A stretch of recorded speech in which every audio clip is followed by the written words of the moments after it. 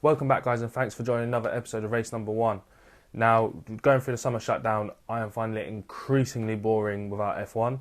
Thankfully, F1 returns next weekend, but firstly, I just wanted to create a bit of content just about potential driver swaps for next year. So let's get into it.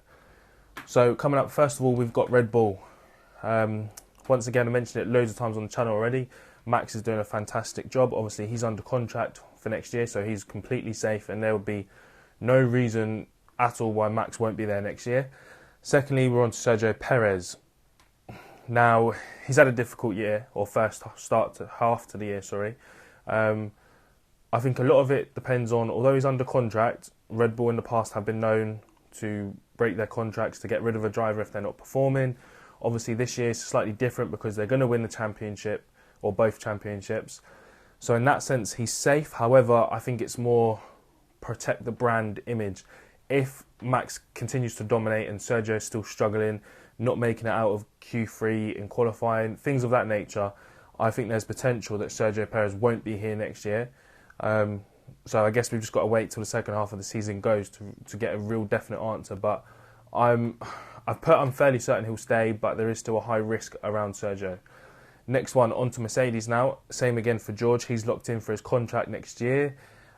He's doing well, and although it can be quite annoying the way he competes with Lewis and he's so eager to prove himself with Lewis, which it looks like potentially it could affect the team dynamic. Hopefully it doesn't, but there's no reason why George would leave. Now, on to his teammate for next year. Although Lewis hasn't officially announced it, or Mercedes haven't announced it, Toto Wolff has mentioned numerous times that they are very close to putting pen to paper.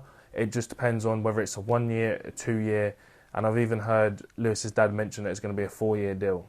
I'm not sure if it'll be 4 years. I'm not sure if Lewis really wants this for 4 more years, but hopefully, touch wood, Lewis signs it in the next couple of weeks, and that'll put that rumour to bed. I know obviously Lewis has finally received an offer from Ferrari, which is great. I think Lewis was waiting for an offer for Ferrari, but unfortunately it's just the wrong time to go to Ferrari. I don't think anyone at that level would want to join Ferrari right now with what's going on. And we're not going to talk about what's going on because everyone knows what's going on at Ferrari right now.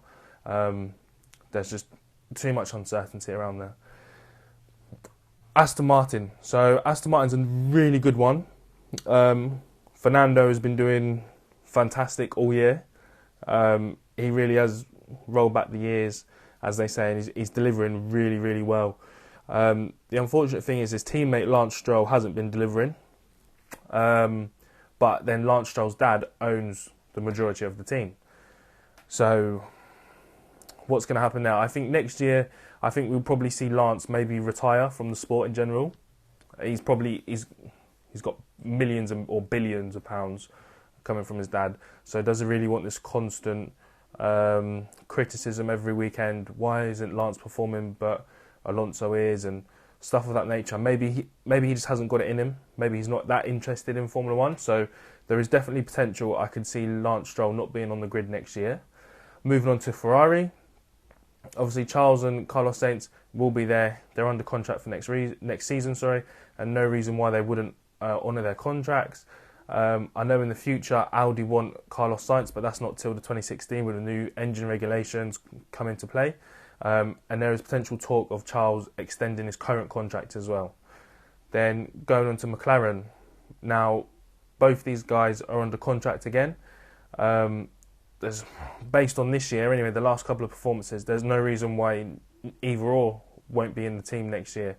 And I'm fairly confident that one of them's going to win a race this year as well. I think McLaren have done a fantastic job. I think their driver pairing is better. I think they've got a better team dynamic, especially than Mercedes. I think they're both just happy to compete against one another without... You don't see Oscar really trying to shove it down everyone's throat that he's better than Lando and things of that nature. They're both just really ticking on and getting on with it. And Oscar's, for a rookie, he's had probably the best year as a rookie probably since Lewis Hamilton joined. So that's a really good point for Oscar there. Alpine, again, Gasly and Ocon are both under contract for next year.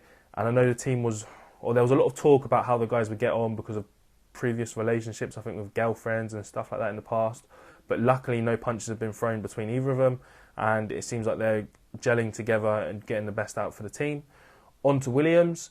Now, Albon is contracted for next year, and although half the grid want Albon, he's a very sought-after driver now. It seems his time at Red Bull, perhaps he was a little bit, or he wasn't matured enough as a driver.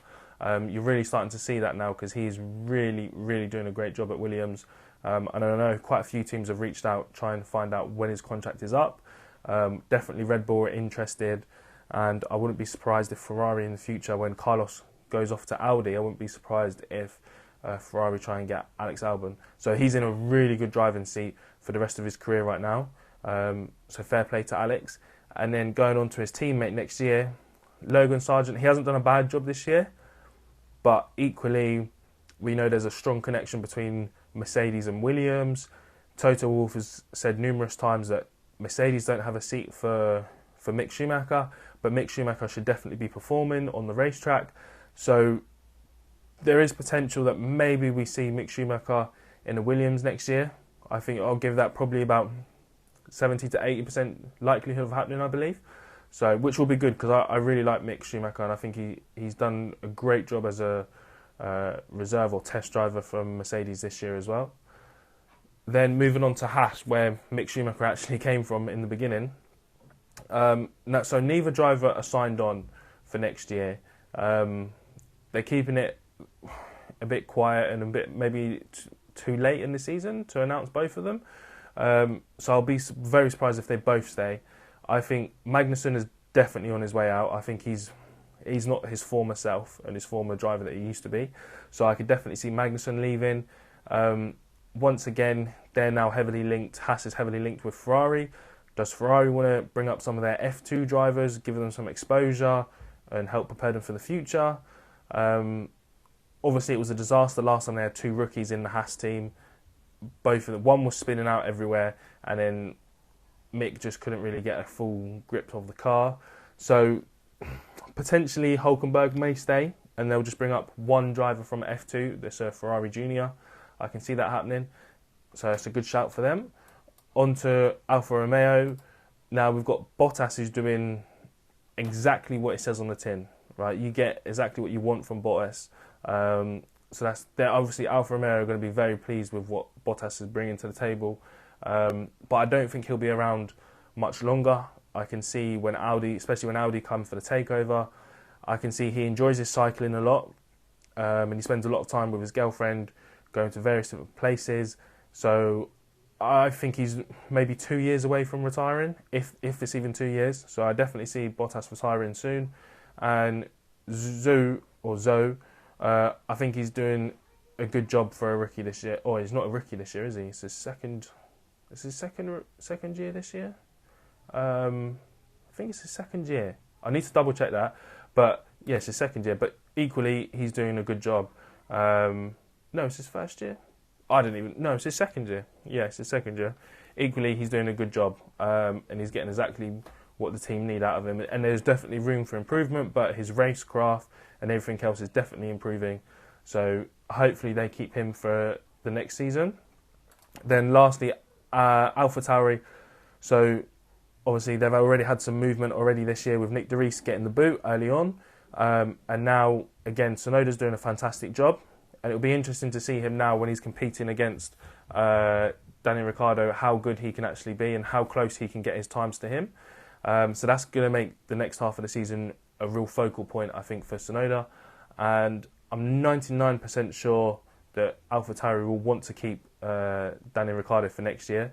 He's done a fantastic job in his first couple of races, but it's more about what he can bring to the team in terms of experience, racecraft, and just some subtle little hints and tips along the way.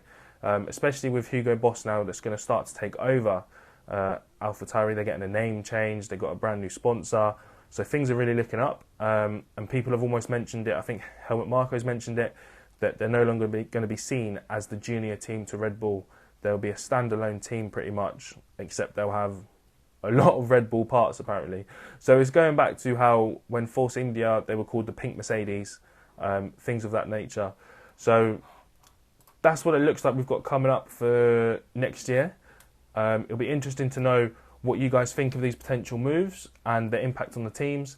Let me know in the comments below, and don't forget, please like this video and subscribe to the channel, and make sure you hit the notification bell just so you keep up to date with all my videos.